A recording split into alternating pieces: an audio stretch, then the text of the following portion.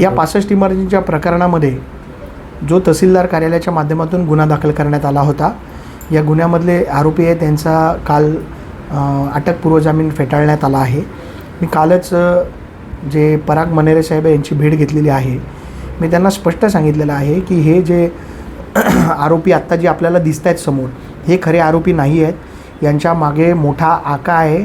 यांची मोठी डोंबिवलीतली ही जी गँग आहे तिला पकडण्यासाठी पोलिसांनी याचा सखोल तपास करावा, फॉरेन्सिक एव्हिडन्स घ्यावे आणि हे जे बिल्डर आहेत यांच्याकडनं यांनी पेपर्स कोणाकडनं बनवून घेतले, यांचा मुख्य आका कोण आहे आणि तो कुठे बसला आहे याची सगळी माहिती पोलिसांनी तपासामध्ये घ्यावी अशी विनंती मी पराग मनेरे साहेबांना काल केलेली आहे. आणि त्यांनी स्पष्ट निर्देश दिलेत की याच्यामध्ये तात्काळ कठोर कारवाई आणि याच्यामध्ये NPDA कसं लावता येईल ज्याच्यातनं या गुन्हेगारांना बेल होणार नाही अशा पद्धतीने ही कारवाई सुरू आहे. सालीन भगत हा लोकांना आता बळीचा बकरा करण्याचं काम चालू आहे का याच्यात काहीतरी आरोपी दाखवायचे आणि हे केस कुठेतरी थंड करायची.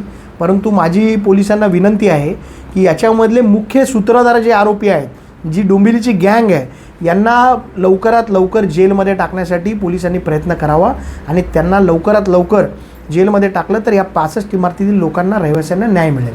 2 महिन्यावर पाऊस